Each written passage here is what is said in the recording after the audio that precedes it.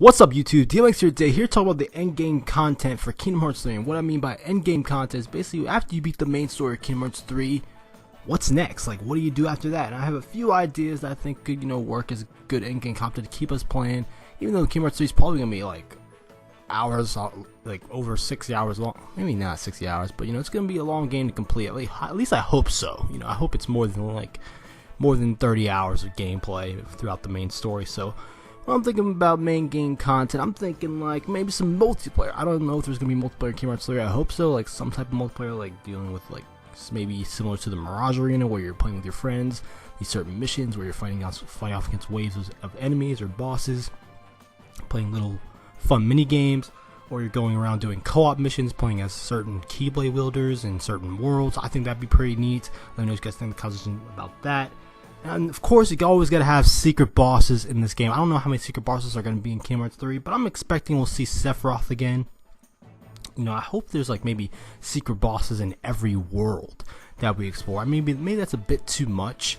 Maybe I can see like seeing secret bosses appearing in certain worlds here and there. Because I mean, we're probably gonna revisit the worlds in Kingdom Hearts 3 2 or 3 times. So I guess it would be not a good idea to have a secret boss in every single world, but I think that'd be fun just to keep us playing, keep us wanting to explore the worlds again. Let's say if maybe the Neverland comes back, and we're not really a big fan of it, but if there's a secret boss there, then maybe we can just go back there, fight that boss. If it's most likely the secret bosses are going to be challenging, so I definitely like that because I liked going to Agrabah fighting Kurt Ziza or the Phantom in Neverland, which is really cool. So I definitely like to have that experience again with these worlds in Kingdom Hearts 3.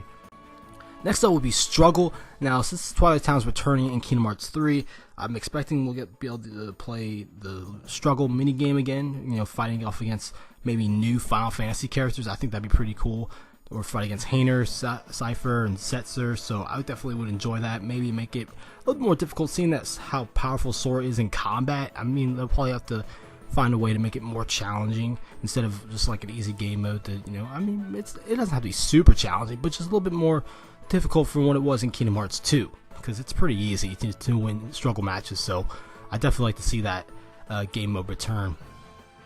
Next up would be just going around finding collectibles, like maybe stickers, maybe finding extra keyblades, torn pages from Winnie the Pooh, etc. Like some extra treasure chests that were hidden before, or some areas that were not really able to explore without being in the game first. So I can definitely see finding collectibles, maybe some concept art, maybe some puzzles that you could like put together.